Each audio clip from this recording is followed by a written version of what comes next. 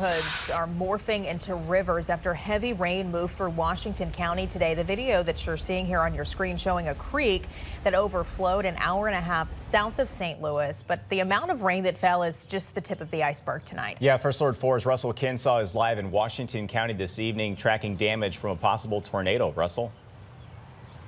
Yeah, that likely tornado blew debris up against the side of Potosi Elementary School. Other than shattering a couple of windows and some minor damage to an HVAC unit on the roof, no significant damage to the school. But take a look behind me. See that gray building back there?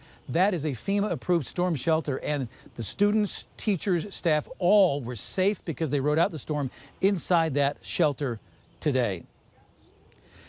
From Drone 4, you can see the extent of the damage to the roofs of several buildings in the area. Pieces of the roofs that were peeled off and the debris scattered around the school. At a nearby daycare, a fence was lifted up and then dropped on top of its roof. Now, back on the ground, some of the debris hit vehicles in the school parking lot, shattering windows. Rain and street flooding was a brief but serious problem. Streets were closed and the high school was late to dismiss because some of the roads were blocked. Buses had to wait till the water went down to load up the kids and take them home. And it was one of the most intense rainstorms that I've seen. I've lived here 60 years. I could not see probably 100 feet out my door over there when that storm came through. While of course I was worried because my children were in the path of a tornado, I wasn't as worried perhaps as I would have been otherwise because I knew they were in safe hands. In a new shelter? In a new shelter, absolutely.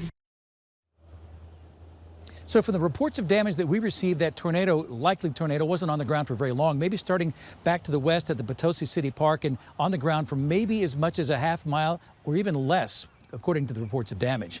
Live in Potosi, Russell Kinsaw, First Alert 4.